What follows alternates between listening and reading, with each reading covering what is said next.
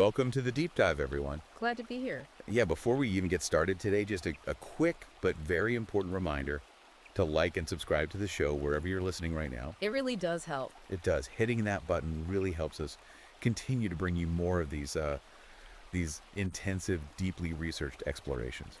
So let's just jump right in. I want to start by asking you, the listener, a question. Okay. What if I told you that the ancient, entirely forgotten practices of the Celtic Druids hold the exact blueprint needed to survive the modern crisis of masculinity? That is a massive claim. It is. Right. But that is the hook, and that is our mission today. We are reviewing a highly provocative, ultra-long, and just incredibly incisive new ebook. It's called Spirit of the Oak, Druidic Mysticism for Inner Strength by Conrad Riker. It's quite a read. Oh, it's dense. Now, if you want to follow along with us or, dive into the material deeper yourself, you should absolutely check out Amazon Kindle and Google Play Books to buy the ebook. Highly recommend getting a copy if you're following along. Yeah, and make sure to follow the author. It's at Conrad N. Riker, that's R-I-K-E-R, on Substack. It is a genuinely fascinating text to unpack. And our mission today is to systematically decode Riker's synthesis. He's blending evolutionary psychology, ancient history, and what he calls eco-spirituality. Right. He presents this incredibly detailed book as essentially a manual for reclaiming traditional masculine power. It is specifically aimed at men who feel emasculated, adrift, and just totally disconnected by modern culture. And we need to be clear about who this is aimed at, right? Yes, absolutely. Because before we get into the weeds of his arguments, we have to offer a mandatory impartiality disclaimer. We do. The source material we're discussing today contains highly politically charged cultural commentary. Yeah. He talks a lot about gender roles, victim culture, and the feminization of society. Right. It speaks directly to an audience that identifies with men's rights activism, the red-pilled manosphere, and men who feel that traditional historical institutions have basically been captured by feminist and Marxist ideologies. Exactly. And because of that, we must make it absolutely clear to you, the listener, that we are not taking sides here. Not at all. We are not endorsing the viewpoints of the author, nor are we condemning them. Our sole job here is to impartially report, decode, and analyze the ideas exactly as they are presented in the text. We are acting entirely as objective guides to Conrad Riker's worldview. We're just helping you understand the mechanics of his arguments and the historical data he's pulling from. Right, our role is purely analytical. So looking at the architecture of the book, Riker doesn't ease the reader into his philosophy at all. No, he comes out swinging right in the preface. He really does. His central thesis is that men are currently under a sustained attack. But it's not an attack by, physical weapons or invading armies. Right, he argues that men are under attack by a modern culture that systematically strips them of their inherent purpose. He talks extensively about this concept he calls the comfort trap. The comfort trap. Yeah. He really leans into this. He paints this picture of a society where fast food, endless screen time, climate-controlled environments, and instant gratification have just fundamentally altered the male experience. Completely rewired it. Yeah. And according to Riker, this has created a society of men who are not only physically weaker than their ancestors, but more importantly, they're spiritually lost. It's this idea that society is essentially telling men to sit down, shut up, and suppress their natural biological instincts. He focuses heavily on how modern spirituality and emotionalism play into this, doesn't he? He does. Riker argues that modern society pushes a feminized spirituality. By his definition, this is a cultural framework that prioritizes passivity, vulnerability, and victimhood over action and resilience. Right. He asserts that this cultural pressure demands that men suppress their innate evolutionary drives to lead, to protect, to build. And he doesn't just make this as some philosophical claim, he backs it up with some staggering modern behavioral data. Yeah, the data he pulls is wild. For instance, he highlights a statistic that the average man today spends over 6 hours a day staring at screens. 6 hours? I mean, I'm almost afraid to check my own screen time report on my phone right now. I know, it's terrifying. It definitely makes you rethink your doom scrolling habit. But Riker frames that screen time in a very specific way, doesn't he? He doesn't just see it as a waste of productivity. No, not at all. He views it as a deliberate mechanism of control. He argues that this constant digital pacification leads to a state of perpetual adolescence. Perpetual adolescence. Yeah, men are swiping on screens instead of building fires. They're engaging in these fleeting virtual connections because they lack the deeply rooted real-world connections that historically define male communities.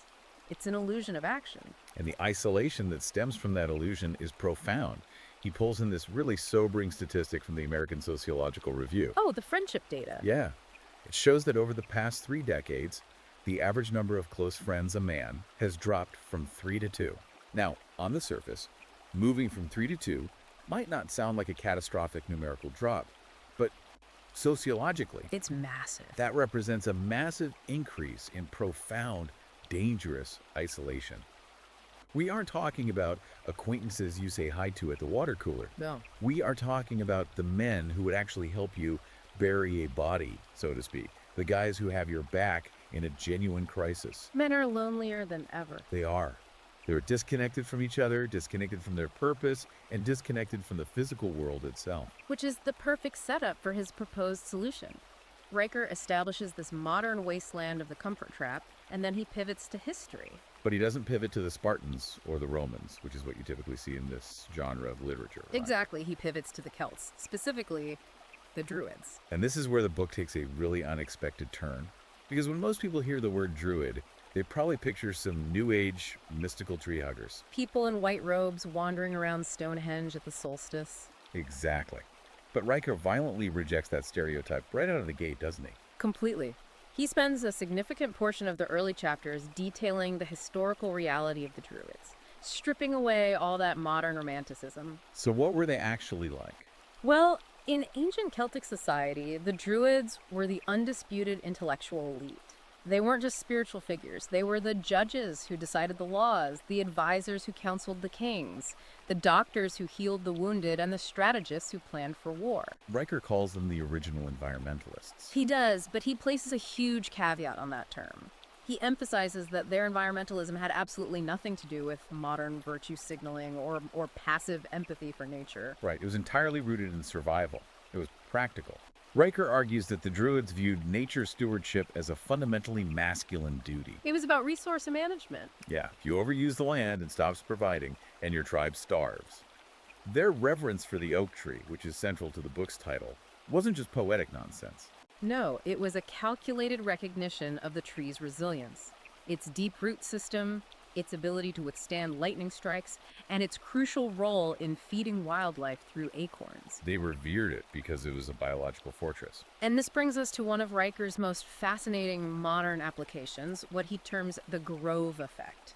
He argues that nature isn't just a pretty place to visit on a weekend vacation. Right. It is a highly potent biological tool for reclaiming male strength. The way he tries to validate this ancient practice with modern science is a really unique angle. It's not just, go to the woods because it feels nice. He brings in hard data. He does. What is the actual science behind this grove effect? It's profoundly physical. Riker cites research demonstrating that spending time in a dense forest environment lowers cortisol, which is your primary stress hormone, by an average of 21%. 21% is huge. It is. But he goes deeper into the chemistry of it. He introduces the concept of phytoncides. Okay, let's pause there because that is a very technical term. Mm-hmm. For someone listening who hasn't read the book, how does Riker explain phytoncides? Let's break that down simply. Think of phytoncides as the tree's natural invisible immune system. They are airborne antimicrobial compounds, essentially essential oils that trees sweat out to protect themselves from insects, fungus, and rot. Okay. When a human walks into a forest and breathes in these phytoncides, our bodies basically hack that defense system. Riker points to studies showing that inhaling these compounds actually boosts human immune function. Wow. Specifically, it increases the count of natural killer cells in our blood while simultaneously enhancing cognitive function and focus. It's almost like a biological software update for our own cells. And he draws a direct parallel here to the Japanese practice of Shinrin-yoku, right? Forest bathing. Yes, but again, he reframes it. He doesn't frame Shinrin-yoku as a soft spa-like relaxation technique. He frames it as a necessary ancestral biological reset for the masculine brain. Because the modern world overloads the male nervous system with artificial light, digital noise, and constant low-level threats. Exactly. The grove effect is the antidote. He illustrates this with this incredible anecdote about a guy named John. John is a former Marine who was suffering from severe PTSD after a grueling combat deployment. Yeah, that story was intense. Riker describes John's state of mind vividly. He felt like he was drowning in this perpetual state of anger and hypervigilance. And John tried all the modern therapies. He went to the sterile, white-walled clinics. He tried the prescription pills. He tried sitting on a couch talking about his feelings. And according to Riker, none of it worked because it didn't address his biological alienation. Exactly. John finally found his grounding and his healing simply by retreating deep into the woods and sitting under massive, old-growth oak trees. Riker uses John's story to highlight a physiological shift. It was the physical grounding of the earth, the profound silence, the organic patterns of the leaves, and the total absence of modern digital overstimulation that finally allowed John's nervous system to downregulate. His mind just cleared. Right. Riker uses this to heavily critique what he sees as the failure of the modern medical industrial complex. He argues that modern therapy often fails men because it treats them like broken machines that need to be talked into submission, rather than biological organisms that need to be reconnected to their natural habitat. He doesn't just limit this to the Celts.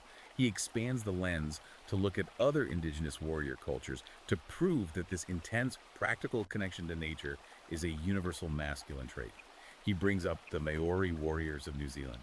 Yes, he discusses the Maori concept of rahui. Rahu. In Maori culture, a rahu is a temporary sacred ban or restriction on a specific area or resource. If a fishing ground was being depleted or a forest was overhunted, the men of the tribe would impose a rahu. And no one was allowed to touch it. Right. Now, modern conservationists might look at that and think it's purely a spiritual superstition, but Riker points out that it was a deeply practical, scientifically sound method of ecological lockdown. The Maori men enforced this with absolute authority to allow the ecosystem to recover. So it highlights how indigenous masculine protection of nature is fiercely practical. It demands strict boundaries, the threat of force to maintain those boundaries, and decisive action. It's not just about emotional resonance. It's about making hard decisions for the survival of the group. Which makes me want to ask you, the listener, to reflect on your own environment for a second. Think about your daily routine. When was the last time you actually stepped off the concrete, put your phone on airplane mode, and just walked into the woods to reset your mental state? Probably been a while for most people. Yeah, not for a workout, not while listening to music, but just to be in the environment. Riker is arguing that this isn't a luxury, it's a biological necessity for your sanity. But he doesn't stop at physical grounding. Riker argues that having a body that is biologically reset and grounded is completely useless if the mind piloting it is dull or easily manipulated. Right. This transitions us perfectly into his concept of the rational masculine mind, and how he positions it in direct opposition to what he calls modern victim culture. Okay, let's unpack this. Let's dig into section 3, the rational masculine framework. How does he construct this? He starts by looking at the Druidic oral tradition, which is legendary. The Druids purposefully did not write their core knowledge down. Why not? They believed that committing things to writing weakened the memory and allowed sacred knowledge to fall into the hands of the uninitiated. Instead, the Druidic judges and scholars memorized everything. Everything. Riker points specifically to the Brehon laws, the ancient legal code of Ireland. We're talking about over 100,000 words of incredibly complex, nuanced legal code committed entirely to memory. That's insane. To put that in perspective, that is roughly the length of a typical modern novel, memorized verbatim, ready to be recalled at a moment's notice to settle disputes. Okay, I get the historical flex there. It's incredibly impressive. But why does Riker focus on this? Is he saying modern men need to go memorize the tax code? What is the practical application he's driving at? He uses it to illustrate the incredible, almost untapped capacity of the disciplined male mind. Riker then links this ancient practice of rigorous memorization and systemic legal thinking to modern evolutionary psychology. How so? He points to neurological data regarding brain structure. Specifically, he notes studies suggesting that men, on average, have a greater density of gray matter in brain regions associated with abstract reasoning, spatial awareness, and systemic logic. And again, maintaining our neutrality here, we aren't debating the sociology of gender brain science ourselves. But Riker uses this specific data to argue that men are biologically, evolutionarily wired for systems thinking and objective logic. Exactly. They are builders of systems, whether that system is a physical Roman aqueduct or an abstract Celtic legal code. Precisely. And this raises an incredibly important question in the text. If men are biologically wired for logic and system building, why are so many modern men struggling with anxiety, depression, and a lack of direction today? Riker's answer is unapologetically blunt. He argues that this natural, rational logic is under sustained attack by a modern victim culture. Victim culture. According to his framework, this culture demands that men prioritize subjective, fleeting feelings over cold, objective facts. He argues that society is aggressively pushing men to be overly emotional and vulnerable. And he views this not as progress, but as a deliberate manipulation. In his view, emotionalism is the enemy of reason. Right. When a man is forced to navigate the world based on how things feel rather than what things are, he loses his inherent strength. He becomes easily controlled by the shifting tides of public opinion or workplace drama. He illustrates this dynamic with another case study, an anecdote about a different John. A lot of Johns in this book. Yeah. This John is a modern software engineer. He was working in a highly toxic modern corporate workplace that was absolutely steeped in emotional manipulation, passive-aggressive office politics, and grievance culture. We've all been there. John was getting completely overwhelmed. His blood pressure was through the roof, he was bringing the stress home to his family, and his work was suffering because he was trying to play the game by those emotional rules. He was trying to manage everyone's feelings. But then John discovers this Druidic philosophy. He starts studying Riker's interpretation of the rational masculine mind.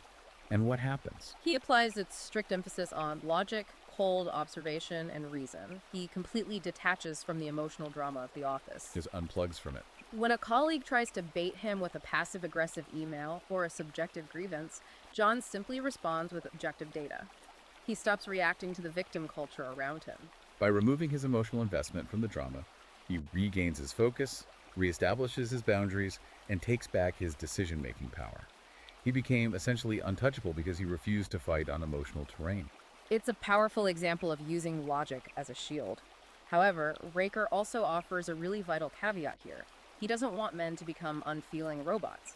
He actively critiques over-intellectualization. Right. He warns that logic without action leads to paralysis. You can become so obsessed with analyzing a system that you never actually do anything. The Druids weren't just philosophers sitting in a misty grove pondering the universe. They were actors in their society. They pronounced judgments. They guided kings into battle. Riker insists that the rational masculine mind must pair its logic with primal instinct and decisive action. You cannot just think your way out of a problem.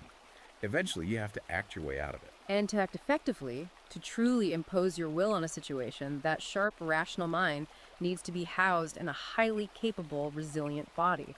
Which transitions the book into one of its most compelling historical and psychological arguments, Section 4, which covers rites of passage and the sacred masculine. Riker talks extensively about the massive psychological void left in Western culture because we have almost entirely abandoned formal initiation rites. This is a really profound sociological observation, and it's one you see echoed in various anthropological studies. Historically, across almost all human cultures, a boy didn't just wake up one morning and become a man simply because he blew out 18 candles on a birthday cake. Manhood was never a default state.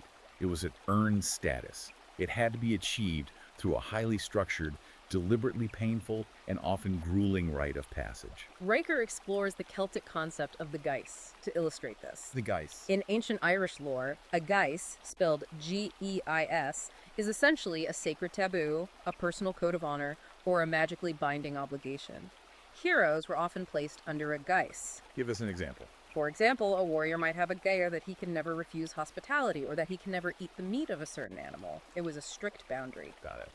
Riker suggests that because modern society no longer imposes these rites of passage or these binding codes of conduct, men are left adrift. They have no clearly defined moment where they leave boyhood behind. They are stuck in that state of perpetual adolescence we mentioned earlier. Therefore, he urges modern men to create their own geis today, to establish strict, unyielding personal boundaries, principles that they will not cross, no matter the cost to their comfort or their career. Exactly. But okay, I get the romantic appeal of a rite of passage. It sounds great in a movie, but is there actual hard science backing this up? Or is Riker just arguing for a psychological placebo effect? Do something difficult, feel a little better about yourself for a few days. Riker argues it is far more than a placebo. It's rooted in neuroplasticity. Neuroplasticity. He explains that repetitive, highly challenging, and meaningful actions literally create new neural pathways in the brain. When a man intentionally faces severe adversity, physical hardship, or a manufactured trial, he is subjecting his nervous system to extreme stress. But by surviving it, He rewires his brain for resilience. Yes. It forces the brain to adapt and reinforces a brand new identity. By enduring a physical or mental trial, the brain learns on a cellular level that it can survive hardship. This builds authentic, deeply rooted confidence that cannot be shaken by minor modern inconveniences. He brings this concept to life with the mythology of the Celtic hero Fionn McCumhale, the story of Fionn and the salmon of knowledge. That's a classic. For those who don't know the myth, Fionn didn't just casually stumble upon this magic fish, eat it, and become wise. He was an apprentice to an older poet who had spent years trying to catch this specific salmon, which had eaten the magical hazelnuts of wisdom that fell into the well of wisdom. Right. And when the salmon is finally caught, Fionn is told to cook it over a fire, but strictly forbidden from eating it. Right. While turning the fish on a spit, a blister forms on the salmon's skin. Fionn pushes the blister down with his thumb, severely burning it. Instinctively, he puts his burning thumb into his mouth to soothe the pain. And boom. It was only through that physical pain, that literal burn, that the wisdom of the salmon transferred to him. Riker uses this myth to symbolize that wisdom and manhood cannot be passively consumed. They must be paid for with pain and endurance. And he compares this ancient Celtic myth to the very real, documented initiations of the Maasai warriors in Africa. Maasai boys, to become men, have to undergo intense physical trials. They are circumcised without anesthetic and cannot show pain. They live out in the bush, facing the elements and wild animals, to earn the right to be called a warrior. It's intense. When they return, they are given a new name and a weapon. Riker points out that this weapon and this name aren't just cultural symbols, they are psychological anchors. They anchor the boy's new adult identity in his brain. Modern men, Riker argues, have no burns on their thumbs. They have no new names. They have no anchor. But if we connect this to the bigger picture of a modern listener's daily life, Riker argues that you don't need to fly to the savannah and hunt a lion to experience this psychological shift. No, you can create your own rites of passage. He suggests extreme physical challenges, prolonged fasting, or intensive wilderness survival courses. But to endure those modern challenges, to push your body to that breaking point, you need the right fuel. You cannot build a resilient body on fragile fuel. Which brings us to Section 5, where Riker breaks down the Druid diet. The book takes a fascinating turn when it gets into this, especially for anyone interested in biohacking, fitness, or ancestral health. Yeah, he looks at the historical records of the Gallic warriors, the Celtic tribes who fought the Romans. The Roman historians, like Julius Caesar himself, write about these men. They were massive, they were terrifying, and they possessed incredibly fierce physical strength. Riker asks, what were they eating to build those bodies? Well, they certainly weren't eating highly processed grains or seed oils. They relied heavily on wild game. Boar, deer, fish, and whatever they could forage seasonally. They ate what the earth provided, exactly when it provided it. Their diet was intensely nutrient-dense and deeply tied to the biological cycles of their environment. Riker uses this historical reality to launch a highly aggressive, unapologetic critique of the modern processed food industry. He argues that the modern diet is not just a failure of willpower that is making men overweight. He frames it as a direct, almost intentional biological attack on masculinity itself. He points to the aisles of a modern grocery store, laden with artificial additives, refined sugars, microplastics, and heavy concentrations of soy. He is particularly focused on how these modern staples impact the endocrine system, isn't he? He is. He claims that these foods are actively destroying male testosterone levels and introducing synthetic estrogenic compounds into the body. Again, impartially reporting his stance here, Riker draws a direct line between the food on your plate and the hormonal energy driving your life. He argues that if you eat processed synthetic garbage, you will inevitably feel sluggish. Your mental focus will wane, your physical drive will evaporate, and you will become compliant. Reclaiming your masculine energy, according to Riker's framework, requires a radical dietary shift. It requires eating natural, whole, seasonally appropriate foods. Heavy proteins, natural fats, things that fuel testosterone production and primal vitality. But the physical fortitude he advocates for extends way beyond just what you eat. He introduces the Druidic mastery of the elements as a form of daily physical conditioning. Yes, he advocates strongly for using environmental stress to harden the body. One of his primary recommendations is daily cold water immersion. Like ice baths or brutally cold showers. Exactly. What are the benefits he cites for that? Physiologically, it drastically reduces systemic inflammation, forces the vascular system to constrict and dilate, and builds an incredible tolerance for acute stress. When you force yourself into freezing water, you are training your brain to override the panic response. Right. And he also promotes the practice of earthing. Earthing. I've seen this pop up in wellness circles, but let's break down how Riker frames it. What is earthing, fundamentally? Earthing simply means walking barefoot on natural soil, sand, or grass. Again, Riker strips away the New Age aura and points to scientific studies suggesting that direct physical contact with the Earth allows the body to absorb free electrons. 3 electrons. These electrons supposedly act as powerful antioxidants, neutralizing free radicals in the body, reducing inflammation, and significantly lowering cortisol levels. For the Druids, and for the modern man following Riker's path, the elements. The freezing water, the hard earth, the wind. They are not things to hide from in a climate-controlled house. They are deliberate tools used to forge a harder, more resilient body. But that raises a massive question. If you've built this sharp, logical mind and you've fueled and hardened this resilient body through diet and the elements, what is the outlet for it? Right, where does all that generated energy go? Riker argues it has to be channeled into preparation for conflict. Let's look at Section 6, Brotherhood, Conflict, and the Art of War. To explore this, he introduces us to the ancient Irish Fianna. The Fianna are a legendary part of Celtic history. They were elite, independent warrior bands operating in ancient Ireland. They existed outside the normal tribal structures. To even join the Fianna, a man had to pass incredibly grueling physical and mental tests. The myths about their training are insane. They really are. There's one where a candidate had to stand in a hole in the ground up to his waist, armed with nothing but a shield and a hazel stick, while 9 fully trained warriors threw spears at him simultaneously. If he got a single scratch, he was rejected. Or he had to run through a dense forest pursued by hunters without breaking a single dead branch under his foot or messing up his braided hair. It was the ultimate filter for capability. And once inside the Fianna, these men were bound by strict codes of absolute loyalty, honor, and physical toughness. They lived apart from regular society, spending half the year living deep in the forests, hunting, training, and surviving entirely on their own skills. Riker uses the Fianna as the ultimate historical model for true male brotherhood. And he argues that this specific type of high-stakes, accountable brotherhood is desperately, dangerously missing in the modern world. He contrasts the Fianna with what he sees happening in modern corporate environments and even modern friendships. He makes a really bold, controversial claim here. He says that the avoidance of conflict is a modern disease and it breeds deep, toxic resentment. From childhood, we are taught to be nice. We are taught to smooth things over, to compromise immediately, to avoid rocking the boat at all costs. But Riker asserts that kindness without strict boundaries is nothing more than self-betrayal. This raises an important question about how men actually interact with each other today.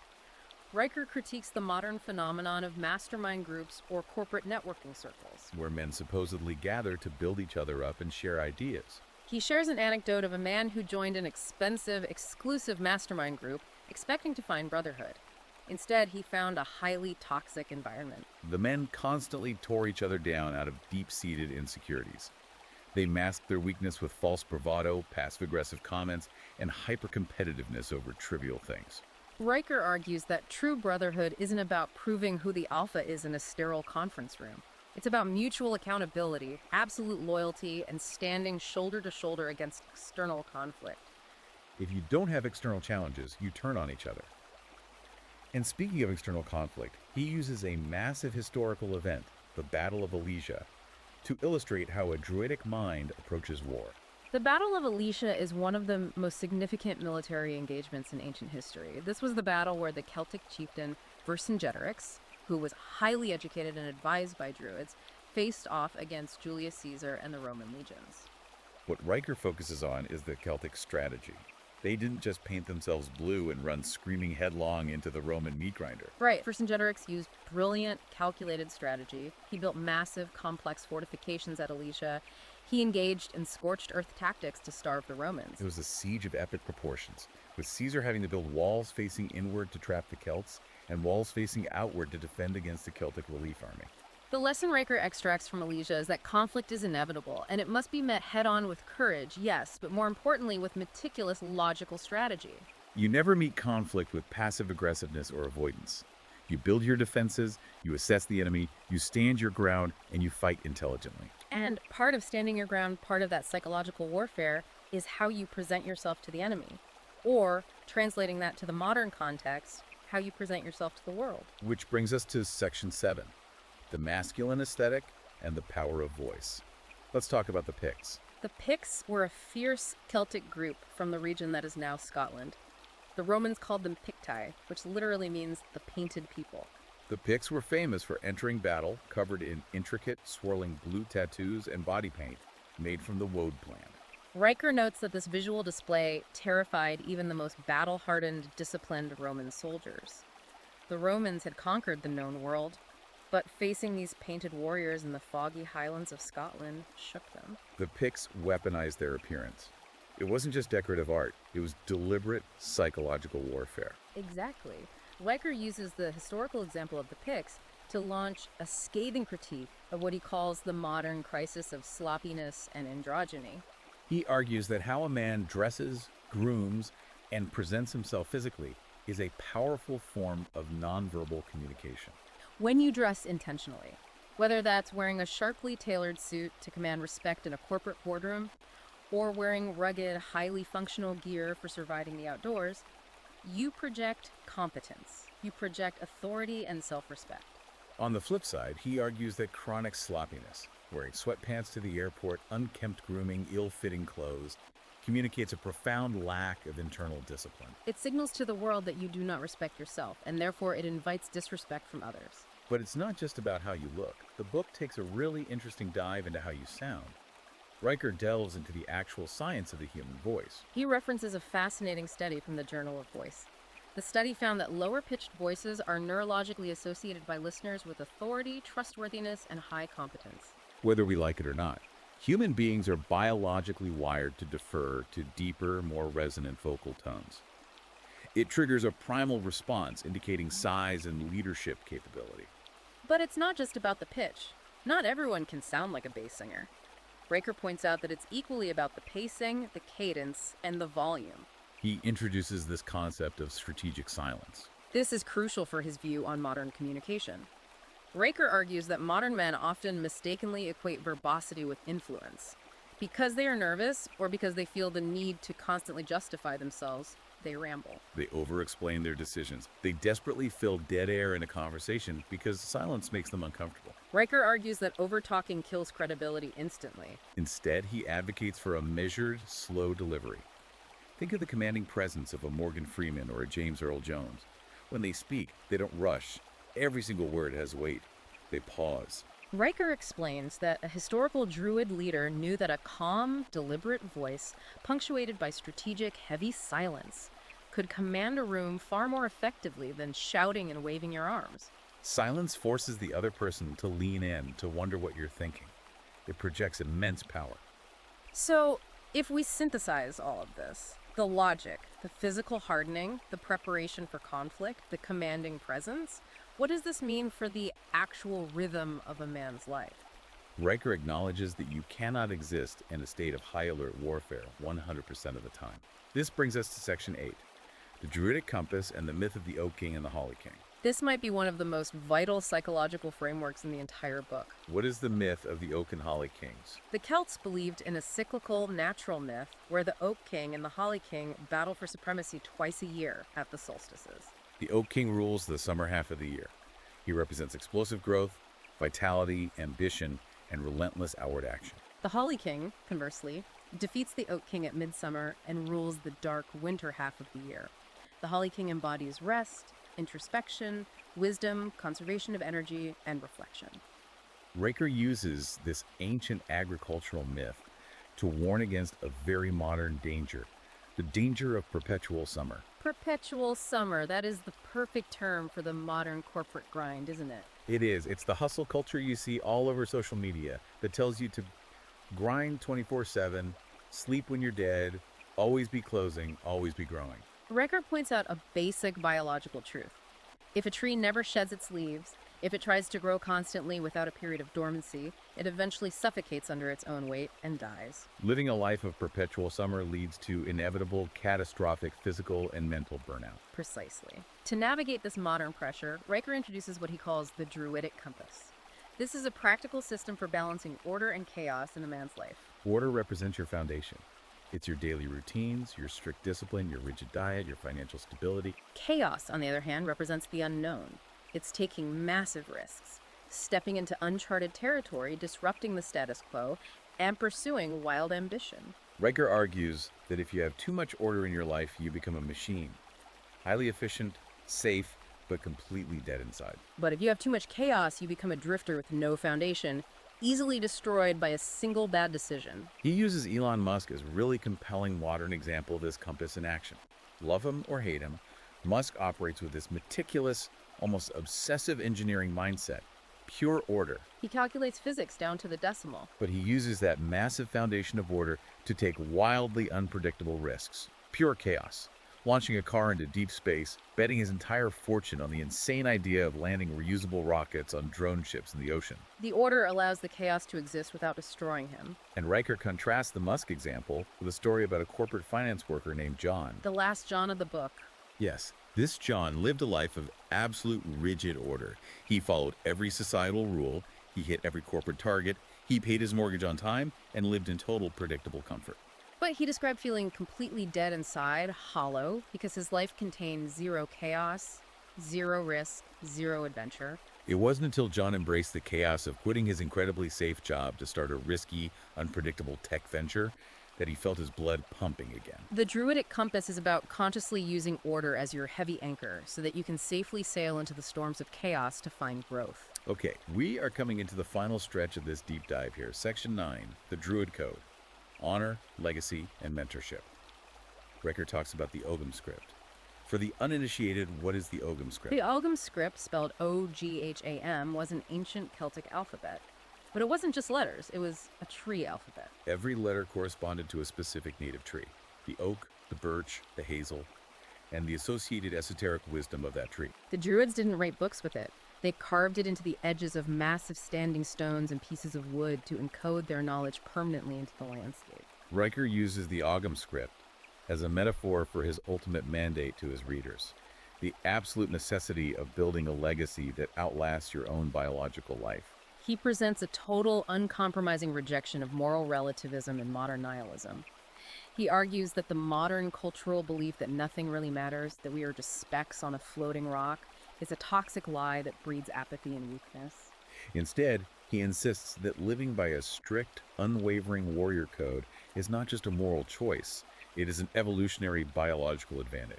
And he brings the neuroscience in again here to back that up. He cites neurological studies showing that when a human being makes a deeply ethical decision, when they act with honor and integrity, especially when it costs them something personally, it actually activates the brain's reward centers.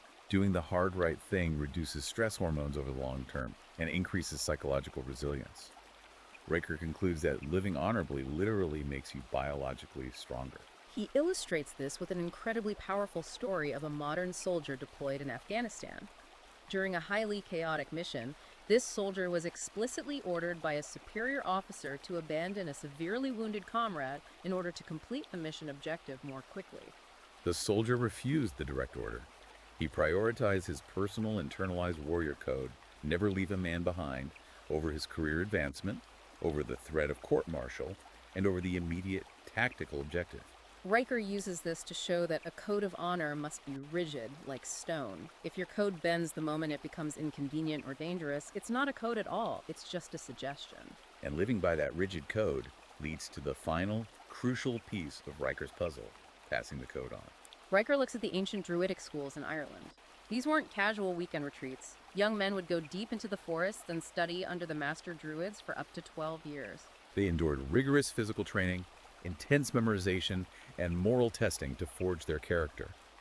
Riker contrasts this ancient dedication to character building with what he sees as the total failure of the modern education system. He argues schools today fail to teach practical resilience, survival skills, or objective moral values. His proposed solution is direct, one-on-one mentorship. He issues a final call to action for strong, capable men to step up and become active mentors to the next generation of boys, arguing that this is the only way to cure the crisis of modern masculinity and ensure that a legacy of strength endures. It is a massive, sweeping vision. It covers everything from the micro details of the food you put in your mouth to the pitch of your voice in a meeting, all the way up to the massive legacy you leave carved in stone. Which brings me to a final provocative thought for you, the listener, to mull over today. We've explored Riker's analysis of the Ogham script, how the ancient Celts literally carved their greatest wisdom into the physical trees and heavy stones of the earth so that it would survive for millennia. If we look at our own lives today, we exist in an era where our photos, our writings, our achievements, our financial records, and our memories are almost entirely stored in fragile, invisible digital clouds. A server crash, an electromagnetic pulse, or just the rapid obsolescence of technology could wipe out our entire recorded existence in a fraction of a second. So ask yourself, what permanent physical mark are you leaving on the world today? In a world of digital ghosts, what tangible physical legacy are you building right now that a future generation could actually touch, hold, and learn from 1,000 years from now? Man, that is a heavy and vital question to leave off on. A massive thank you to everyone for joining us on this extensive deep dive. Please remember to hit that like button and subscribe to the show so you never miss an exploration like this one. We appreciate the support. And once again, if you want to explore these intense ancient strategies for yourself, do yourself a favor. Check out Amazon Kindle and Google Play Books to buy Spirit of the Oak, Druidic Mysticism for Inner Strength, and be sure to follow the author at Conrad and Riker on Substack. Until next time, keep digging deep.